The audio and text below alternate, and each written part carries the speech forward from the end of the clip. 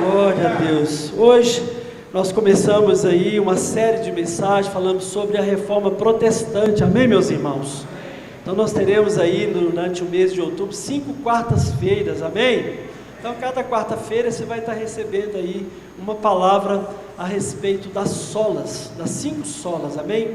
E nessa noite eu gostaria de compartilhar com vocês uma palavra, está lá na carta de Paulo aos Efésios.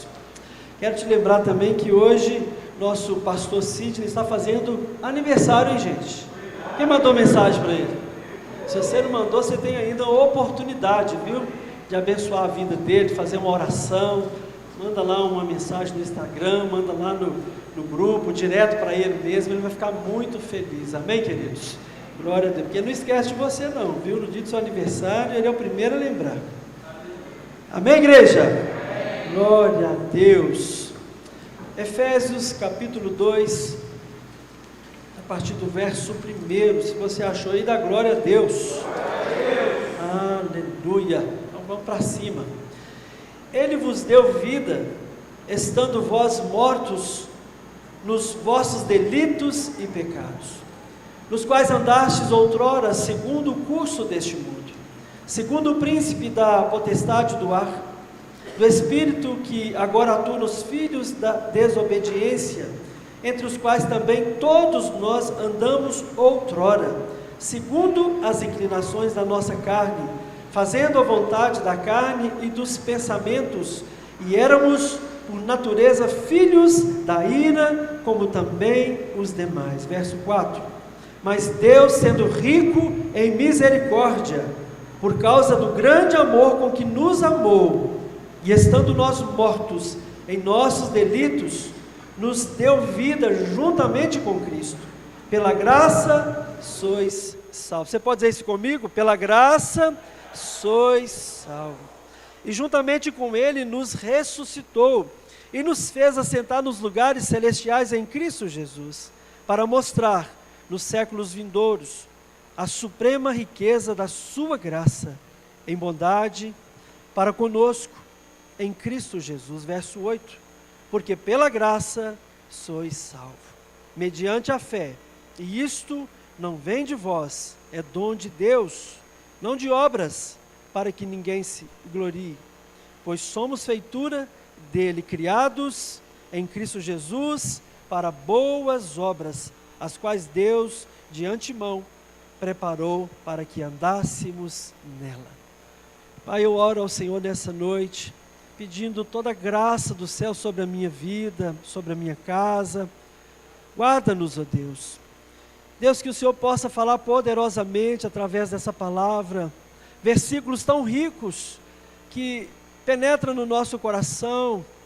A Tua palavra, Deus, por si só, ela é completa. Nós estamos diante de algo tão maravilhoso, algo que transforma, algo que muda, algo que tocou tantas vidas e continua tocando até os dias de hoje. Nós estamos lendo aqui algo que Paulo escreveu do pecado para a salvação, e nós entendemos que tudo é pela graça. Que o Senhor possa nos ajudar nessa noite, fale conosco, e que possamos sair daqui, Deus, enriquecidos pela palavra do Senhor, e através da sua morte, que nós possamos viver uma vida, e vida com abundância, em o nome de Jesus. Amém? Você pode dar glória a Deus aí no seu lugar? Aleluia. Então vamos nos assentar em nome de Jesus.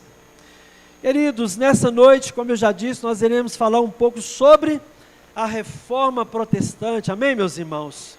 Que contribuiu de forma significativa na história da igreja. Quem gosta de ouvir histórias aí? Dos missionários, pastores, tantas coisas que foram feitas através de homens. Quando nós lemos ali Heróis da Fé, quem já leu Heróis da Fé? Eu já li 2 vezes, estou caminhando para a 3ª, eu amo aquele livro. Mas ao mesmo tempo, é algo assim, um parâmetro tão alto para nós, nos dias de hoje, a igreja de hoje, para quando nós olhamos a igreja do passado, quanto sangue foi derramado, quantas vidas foram ceifadas. Estava olhando uma reportagem hoje aqui, o pastor André fazendo alguns comentários ali na Nigéria, cristãos sendo mortos, igreja sendo queimada. Gente, falei, meu Deus do céu, isso não é coisa do século passado, é tão atual. a perseguição está aí. Não pense você, não pense eu, que nós estamos imunes. A qualquer momento, as coisas podem acontecer. E é bom que estejamos preparados. Você pode dizer amém? Cada vez mais, querido, aliança com o Senhor. Tenha uma vida que agrade a Jesus Cristo. Amém, meus irmãos? Então nós falamos aqui, eu quero trazer algo sobre as 95 teses de Martinho Lutero, quando elas foram afixadas ali, ou fixadas na porta ali da igreja, no castelo de Wittenberg, na Alemanha. Esse ato aconteceu em 31 de outubro, no ano de 1517. Então nós estamos falando aí de mais ou menos 500 anos atrás, para ser preciso, 508 anos atrás, Martinho Lutero, esse homem de Deus, convertido a Jesus Cristo, glória a Deus, você pode dizer aleluia.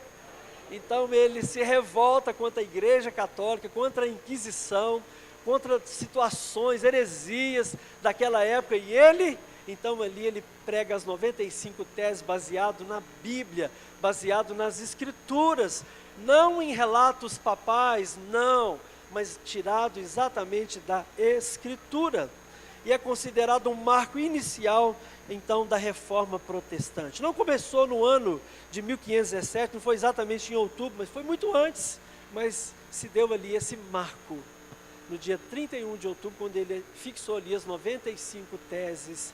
E eu quero trazer aqui alguns detalhes sobre a fixação das teses, só para que você possa ter um entendimento, e depois nós vamos entrar aqui no tema, que hoje a palavra é sola gratia, isso traduzido para o português, somente a graça. Você pode dizer isso comigo? Somente a graça. Naquela época o latim imperava muito forte, então ele era conhecedor, estudioso, era um monge, então ele estudou muito ali, conhecia o latim, então ele pôde traduzir também naquela época ali as escrituras. Mas olha que interessante isso aqui. A cidade de Wittenberg, também conhecido como cidade de Lutero, localizava-se na região da Saxônia.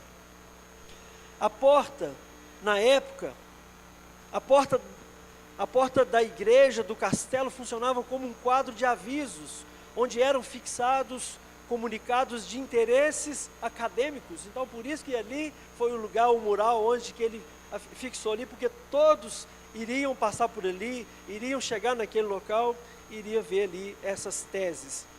Outra informação importante aqui, a publicação.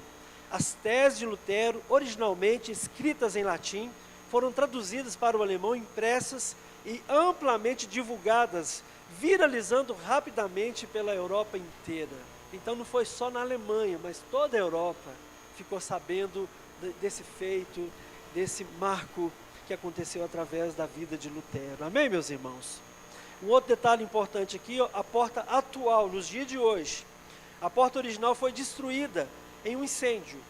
A atual é feita de bronze e tem as 95 teses gravadas nela. Então, as outras foram queimadas, mas eles gravaram ali essas 95 teses. Então, quem vai naquele lugar, com certeza, vai ver o que nós estamos falando aqui, hoje em Vespasiano. Amém, queridos? Glória a Deus. E naquela época, o que virou destaque entre os reformadores era chamado de as 5 solas. Você pode dizer isso comigo? As 5 solas. Sola Scriptura, sola Christus, sola gratia, sola fide e soli Deo gloria. Amém, meus irmãos? Então, assim, tudo tirado da palavra de Deus, nós entendemos que é só Cristo que salva, é baseado na graça, nós temos a palavra de Deus que são as Escrituras, e nós entendemos que nós devemos dar glória somente a Deus. Então, falando essas coisas para você, trazendo aí essas informações, eu quero entrar no texto que nós lemos, que fala aqui do pecado para a salvação, e a salvação ela é pela graça. Amém, queridos? Glória a Deus. Sola gratia, que significa somente a graça. E o primeiro ponto que nós vamos trabalhar aí é salvos pela graça. Você pode dizer isso comigo? Salvos pela graça. Quem é que foi salvo aí pela graça? Amém? Deus, Ele é maravilhoso. Nós servimos um Deus gracioso. Amém, queridos? Glória a Deus. Efésios 2:5, nós lemos aí, se você puder acompanhar comigo. E estando nós mortos em nossos delitos, nos deu vida juntamente com Cristo. Pela graça sois salvos. A palavra graça, do grego, significa, o nome original dela é charis. Charis significa favor não merecido. É uma generosidade de Deus que nos leva a transbordar da mesma generosidade para com as pessoas à nossa volta. Se eu recebo graça de Deus, então eu preciso entender que essa graça está sobre a minha vida e eu preciso também ser gracioso com as pessoas. É bem verdade que às vezes tem situações que tem pessoas à nossa volta que a gente fala: Deus, me dá graça. É desse jeito, né? Deus, me cobre de graça. Oh, Jesus, poderoso. Mas essa palavra, ela que quer dizer generosidade ou favor de Deus, favor imerecido, eu e você merecíamos alguma coisa? Antes de conhecermos a Deus, não tínhamos entendimento nenhum acerca de nada, andávamos por aí errantes, mas a graça nos alcançou. Como diz a música do Thales Roberto, fui salvo pela graça. É a graça, é o favor de Deus que alcançou a minha e a sua vida. E é por isso que nós estamos aqui nessa noite falando somente a graça de Deus. Características da graça. Primeira, imerecida. A graça não é conquistada por boas ações, méritos ou quaisquer qualidades do ser humano, mas é um presente de Deus. Outra característica dela, ela é gratuita. É um dom de Deus que não pode ser comprado ou merecido. Irmãos, preste atenção nisso aqui. Ela não pode ser comprada, mas também eu não posso merecer. Que coisa! Consegue imaginar isso? Como é que eu entro nesse negócio então? Entender o propósito de Deus. O Deus que nós servimos, um Deus tão gracioso, que mesmo sem merecermos nada, Ele resolveu derramar do seu amor, resolveu derramar da sua graça, ainda olhando para nós como pecadores. Porque Deus, Ele é maravilhoso. Porque o amor de Deus nos alcança de forma tremenda, porque Ele não é um amor condicional, Ele não é baseado em condições. Eu não tenho que, Deus vai me amar e então logo em seguida eu vou dar algo em troca. Deus não espera nada de nós, amém? Deus não espera, mas nós temos algo para oferecer a Deus? Sim, o nosso coração, a nossa obediência, a nossa vida, o nosso tempo. E é isso que nós podemos, mesmo sem Deus te cobrar nada, mesmo sem Deus exigir nada de você, você pode ter o entendimento: Deus, eu recebi tanto do Senhor. Paulo vai dizer que o amor de Deus nos constrange. Nós somos constrangidos por causa do amor de Deus, por causa da graça, por causa do favor do Senhor sobre a nossa vida. Eu não mereço nada, mas ao mesmo tempo eu me vejo cercado de tanto amor que vem de Deus. E esse amor, ele vem das pessoas que estão à nossa volta, nossos filhos, familiares, irmãos de sangue, irmãos da fé, amém, meus irmãos? Pessoas que nos amam, às vezes que nem nos conhecem tanto, mas olha, eu amo você em Cristo Jesus, eu tenho uma aliança com você, nunca fez um negócio, nunca tomaram um café junto, mas ele está assim: eu te amo em Cristo Jesus, eu estou orando por você. Deus me revela aqui que você está precisando de algo aí. Oh, glória, aleluia. Esse amor, essa aliança, isso é graça. Amém, meus irmãos? Glória a Deus. Uma outra característica, ela é transformadora. A graça age no coração e no caráter do indivíduo, transformando a sua vida. Quantos já foram transformados aqui? Redentora, liberta do pecado e da condenação, conduzindo a vida eterna com Deus.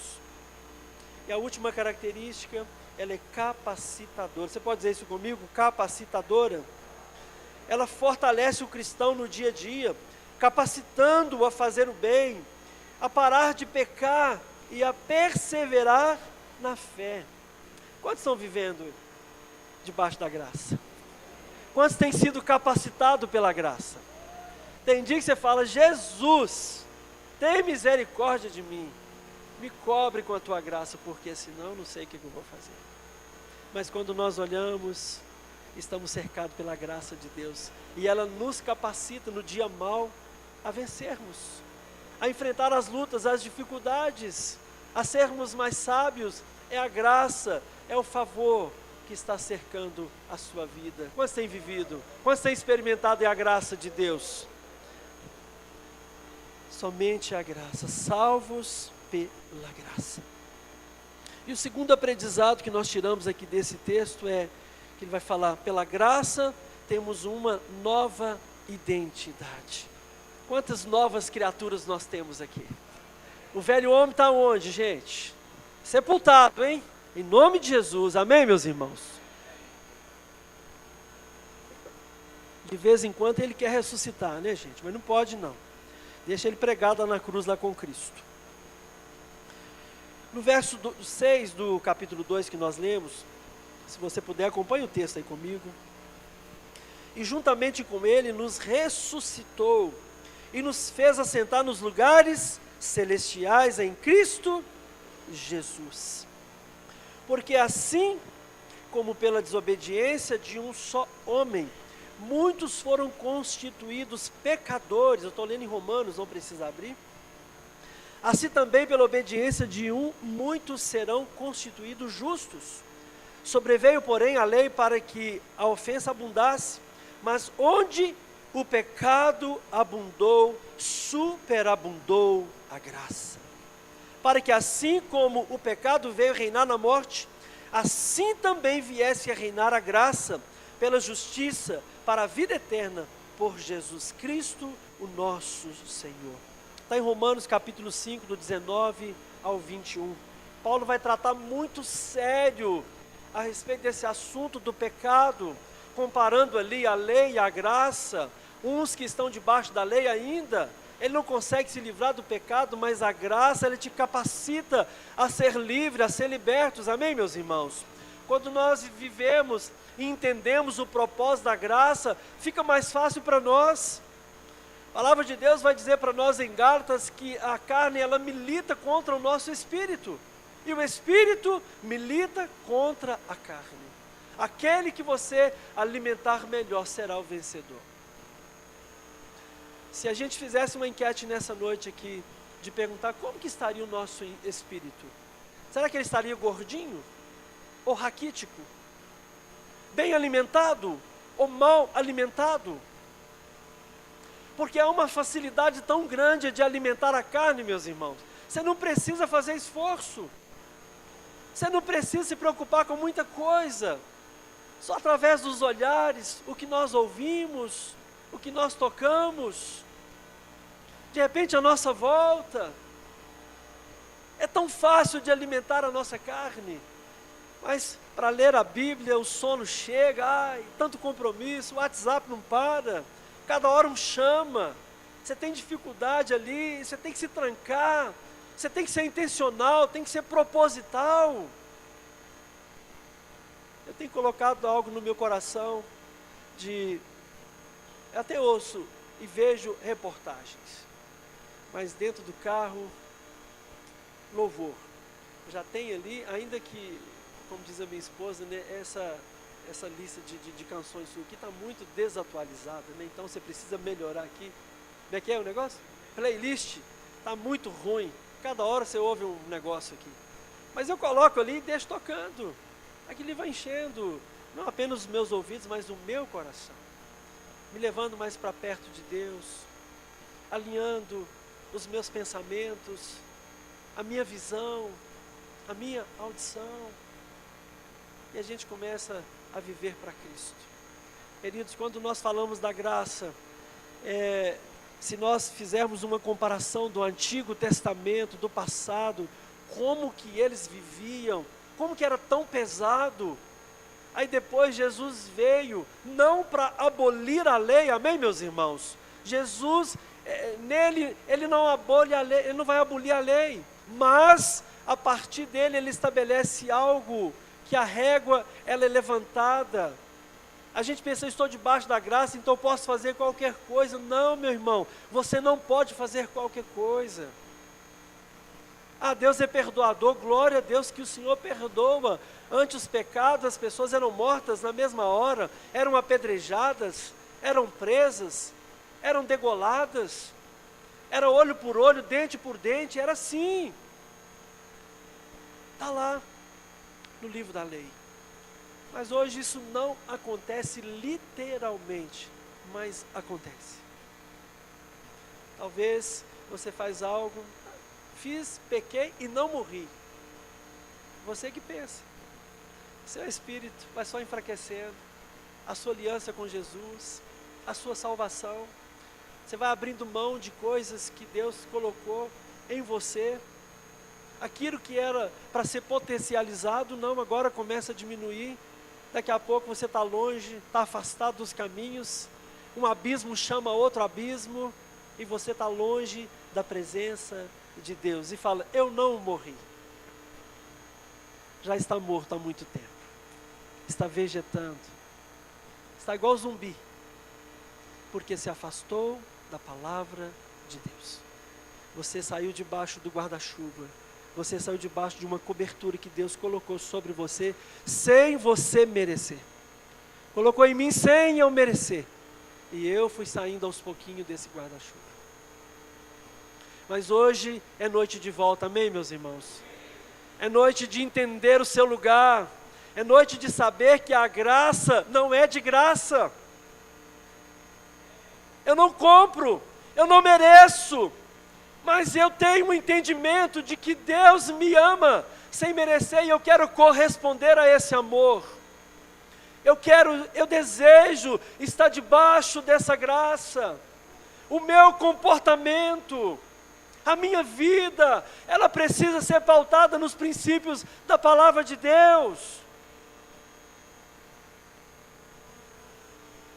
Essa dádiva é expressa na salvação por meio de Jesus Cristo, que oferece perdão e vida eterna a quem crê, libertando o ser humano do poder do pecado, e também capacita os crentes a viverem uma vida transformada e a perseverarem até o fim. Quantos perseverantes nós temos aqui?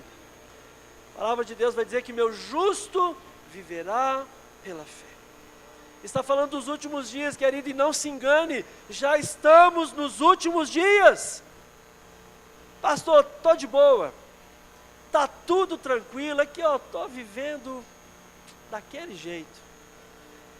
Queridos, acorda. Charles Spurgeon tem uma frase tão curtinha que diz assim, a graça que não me muda, ela não me salva. Primeiro precisa acontecer mudança no comportamento. Amém, meus irmãos? Eu sei que você tem experimentado, e da parte de Deus, direções tão claras para a sua vida. Mas se não tiver mudança de comportamento, essa mesma graça ela não vai salvar você. Romanos 6,14 diz assim, pois o pecado não terá domínio sobre vós, porquanto não estáis debaixo da lei, mas debaixo da graça. Você pode dizer, eu estou debaixo da graça de Cristo Jesus. Amém, queridos? Glória a Deus. Vai no versículo 8, do mesmo texto base aí, por favor.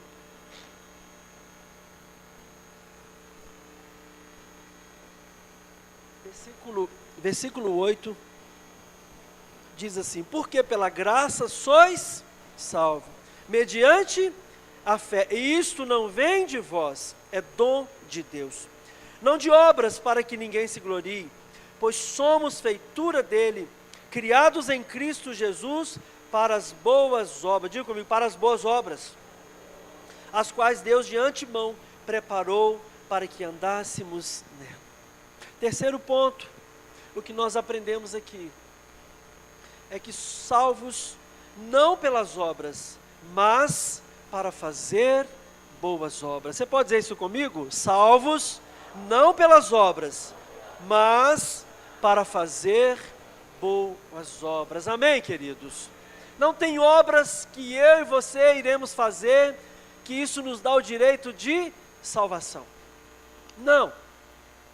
Mas ao mesmo tempo, o texto diz para nós que nós somos salvos para fazer boas obras.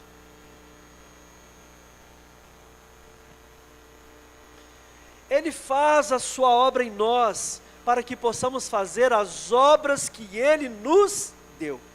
O ser precede o fazer. Diga comigo, o ser precede o fazer. Deus não necessita das nossas obras, não acrescentam nada para Ele, a não ser prazer em ver-nos realizados e fazendo o que Ele nos criou para fazer. Quem realmente precisa de nossas obras é o nosso próximo. É Ele que precisa das nossas obras. Amém, meus irmãos? Tiago vai trazer isso com tanta clareza. Eu falei disso aqui no domingo. Quem estava aqui domingo à noite? Abra comigo aí no livro de Tiago, capítulo 2, a partir do verso 14. Tiago traz com tanta clareza a respeito das obras. Ele tem um paralelo aqui a respeito da fé e das obras. A fé sem as obras, ela é morta. Mas as obras também sem fé, para que elas servem? Mas se juntamos as duas, fé e obras, acontece algo maravilhoso, sim ou não? Acontece algo maravilhoso. No verso 14 em diante diz assim: meus irmãos, qual é o proveito se alguém disser que tem fé, mas não tiver obras? Pode acaso semelhante fé salvá-lo? Se um irmão ou uma irmã estiverem carecidos de roupa e necessitados do alimento cotidiano, e qualquer dentre vós disser: ide em paz, aquecei-vos e fartai-vos, sem contudo lhes dar o necessário para o corpo, qual é o proveito disso? Então elas precisam andar juntas. Você tem fé? Eu tenho obras. Não, você precisa ter fé e ter obras. Pastor Mauro falou aqui a respeito da árvore e seus frutos. A árvore que não tem frutos, o que acontece com ela? Não presta para nada. Jesus, ó, não é assim? Jesus teve fome, olhou para a figueira e falou: ó, cadê meu café da manhã? Só tinha folhas. Falou: ó, amanhã já era. Então nós precisamos ter esse entendimento, irmãos. A fé, ela caminha junto com as obras, e as obras caminham junto com a fé. Verso 17 diz assim: assim também, a fé, se não tiver obras, por si só está morta. Mas alguém dirá: tu tens fé, e eu tenho obras. Mostra-me essa tua fé, sem as obras, e eu com as obras te mostrarei a minha fé. Crês tu que Deus é um só? Fazes bem, até os demônios creem e tremem. Queres, pois, ficar certo, ó homem sensato, de que a fé sem as obras é inoperante? Aí Tiago, ele vai trazer algo aqui a respeito de Abraão, que diz assim no verso 21. Não foi por obras que Abraão, o nosso pai, foi justificado quando ofereceu sobre o altar o próprio filho Isaque? Vês como a fé operava juntamente com as suas obras. Com efeito, foi pelas obras que a fé se consumou. Então nós temos aqui um entendimento tão claro. Deus não está preocupado simplesmente com as nossas obras, com o nosso fazer, mas Ele está preocupado com o nosso ser. Se você pudesse, coloque de pé nessa hora. Estamos falando aqui sobre somente a graça. Você pode dizer isso comigo? Somente a graça. Salvos pela graça. Você pode dizer isso comigo? Mais forte: salvos pela graça. Pela graça temos uma nova identidade. Você pode dizer isso? Pela graça temos uma nova identidade. E agora, eu fui salvo não pelas obras, mas para fazer boas obras. Quem está entendendo o que eu estou falando aqui nessa noite? Feche os seus olhos. A salvação é pela graça, mas ela não é de graça.